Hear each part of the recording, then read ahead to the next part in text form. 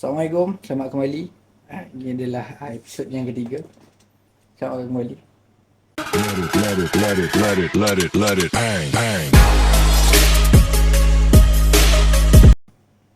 So, seperti yang kita sedia maklum, sekarang ni yang kita lihat banyak banyak pakatan-pakatan sedang membuat rundingan untuk membentuk electoral pact sebenarnya.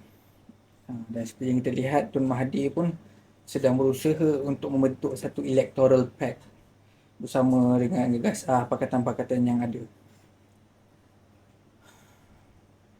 Ramai yang memandang apa yang Tun usahakan ni sebagai salah satu usaha negatif. Pada aku yang memandang kepada side positif tentang electoral pact ni sebenarnya, apa yang aku faham, Tun sebenarnya cuba berusaha sebenarnya untuk mencapai suatu suara dalam membentuk kerajaan sebenarnya, ataupun bila satu kerajaan itu nak terbentuk dengan majoriti sebenarnya, tak kira apa label kita yang kita pakai, apa label yang kita gunakan, contohnya pejuang, PN, ke UMNO, ke PKR, ke Bersatu, ke Berjasa, ke Iman, ke tak kisah apa sahaja sebenarnya komponen, termasuklah NGO, termasuklah individu-individu profesional ni tadi. Sebenarnya yang kita perlukan adalah sebenarnya bersatu hati dalam membentuk kerajaan yang ada majoriti. Untuk membentuk electoral pact ni sebenarnya yang aku faham lah, orang bodoh macam aku ni yang faham, sebenarnya kalau kita bersatu hati, tak kira lah sebenarnya kalau kau ni daripada parti mana pun, kita boleh bekerjasama selagi kita ni mempunyai kepentingan bersama. Jadi orang-orang yang duk bising kata electoral pact ni sebenarnya seolah-olah macam Tun sanggup jilat ludah sendiri. Korang tak faham sebenarnya apa matlamat Tun. Maksudnya, bila orang yang cakap macam tu, dia tak faham matlamat asal dia. Tun, kenapa dekat GTA dia cakap dia menggunakan moto kekal berprinsip. Pejuang menggunakan kekal berprinsip. Prinsip sama, Tun tetap sama daripada dulu sampai sekarang. Apa prinsip beliau? Melayu, Islam adalah orang yang mempertahankan agama, bangsa dan tanah air. Melayu tu sinonim dengan Islam. Dan bila Islam, kita kena mempertahankan agama, bangsa dan tanah air. Jadi kita ni perlu bersatu menjadi kuat untuk membentuk kerajaan yang kukuh. Dalam masa yang sama, kita boleh bergerak. Tak kira apa halangan, apa jua musibah, kita boleh hadap.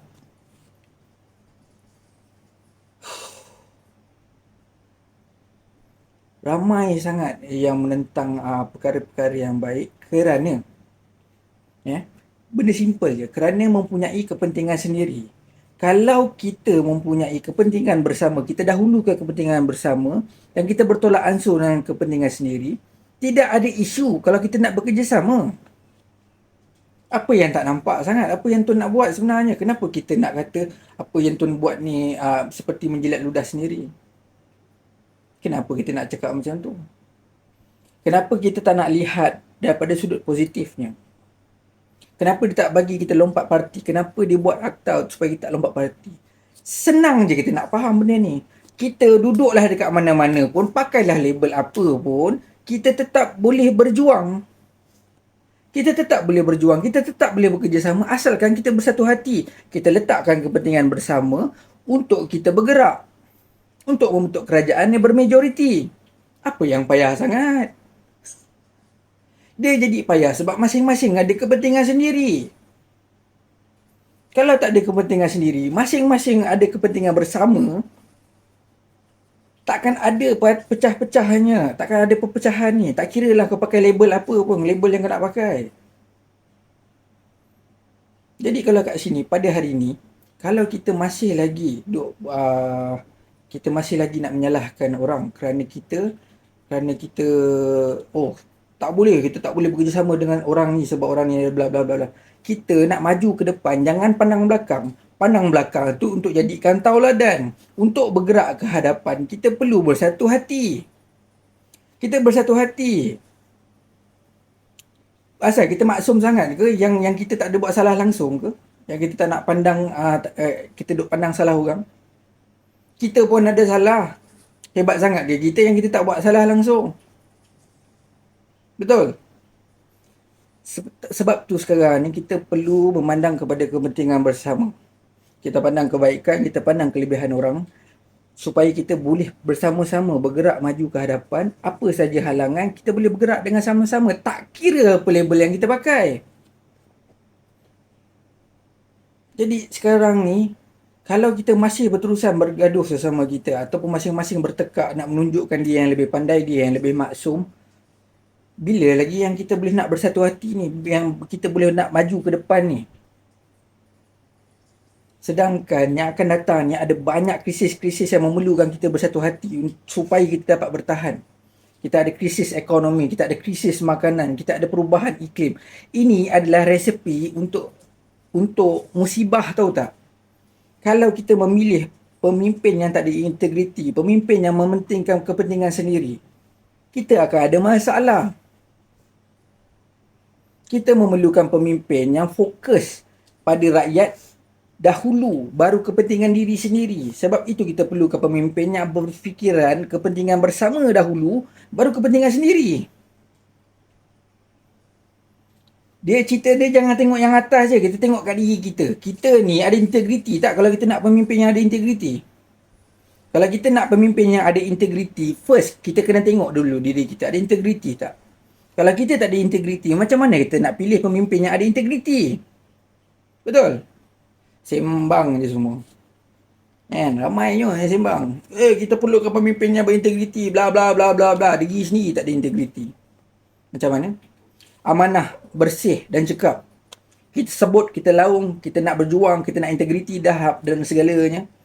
Cakap sahaja. Tapi kita tak buktikan dengan kita punya pendirian. Kita tak gerakkan kita punya apa yang kita laungkan, apa yang kita cakap. Jadi sampai bila kita nak bercakap je? Jadi bila kalau kata kita nakkan pemimpin yang ada integriti, amanah, bersih dan cekap, kita mula dengan diri kita. Yang amanah, kita amanah tak? Kalau tak amanah, kita kena betulkan diri kita dulu. Kemudian bersih ke kita? Betul ke kita tak ada masalah? Kita tak ada rasuah? Kita tak menyakau dia orang? Cekap tak kita dalam jalankan tanggungjawab kita? Integriti, adakah kita mempunyai integriti dalam kehidupan seharian kita? Jadi bila kita tak ada benda tu, jangan mimpilah nak minta pemimpin yang ada integriti. Bermula daripada individu, baru kita boleh minta pemimpin yang ada integriti. Kalau kita sendiri tak ada integriti, tak ada amanah, tak ada kebersihan, tak ada bersihnya diri kita, tak cekapnya diri kita dalam menjalankan tanggungjawab, jangan minta dekat orang. Diri kita kena buat dulu. Tunjukkan, buktikan. Bercakap tu bukan cakap saja, kita buat, kita tunjukkan. Bukan bercakap saja, bukan minta aja, kerja nak minta aja kita. Bila orang tegur, bila cakap kita malas, kita mudah lupa. Kita marah orang tu cakap benda yang benar. Sedangkan kita memang betul benar. Kita memang benar-benar malas. Bukan malas sebab tak nak bekerja. Kita malas nak berfikir. Kita malas nak ambil tahu. Kita malas nak ambil nak sedar kita yang punya kesilapan sendiri. Kita lupa yang kita ni tak maksum. Kita bukan maksum. Yang maksum hanya Nabi sahaja. Kita manusia biasa. Jadi sedarlah sebelum kita nak menyalahkan orang, kita pandang diri kita. Sama-sama kita berfikir dengan baik-baik. Berfikir macam mana kita nak bersatu hati, macam mana kita nak nak bertolak ansur dengan kepentingan kita. Confirm manusia semua ada kepentingan sendiri. Tak ada manusia yang tak ada kepentingan. Bohonglah kalau tak ada kepentingan. Tetapi sekarang ni yang paling penting adalah kita mencari kepentingan bersama, kita dahulukan kepentingan bersama.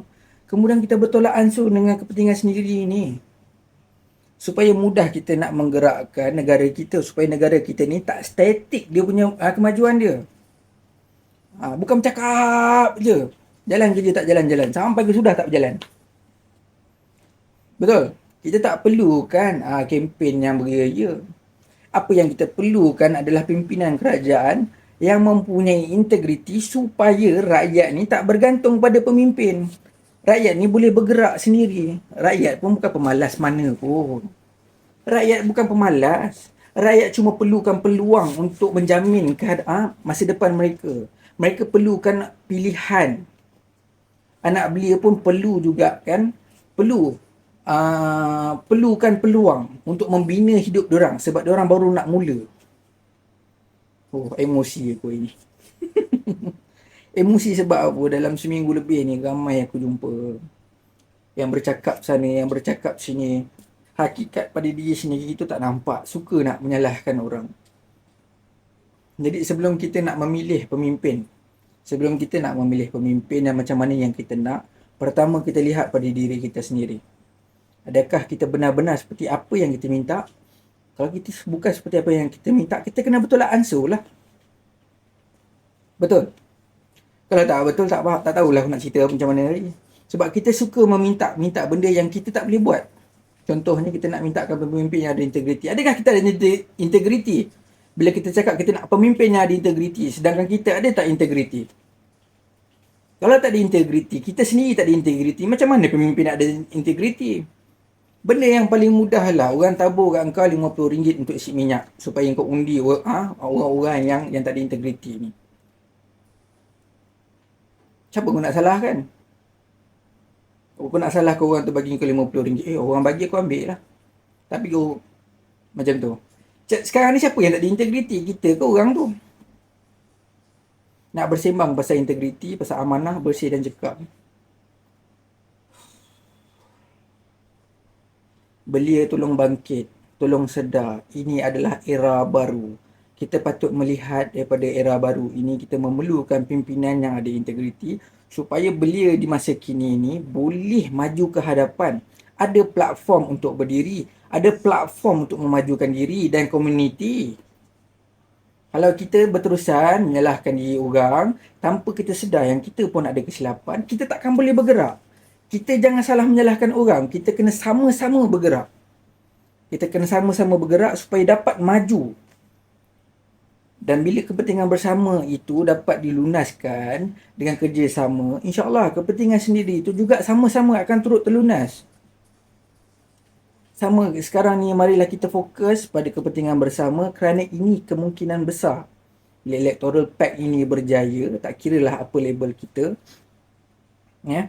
Bila kita sama-sama dapat, tak kiralah apa label kita, kerajaan dapat membentuk kerajaan yang boleh memimpin kita kepada ke arah kejayaan. Dan apa saja halangan yang bakal kita hadapi, kita dapat harungi dengan cekal. Sebab kita bersama.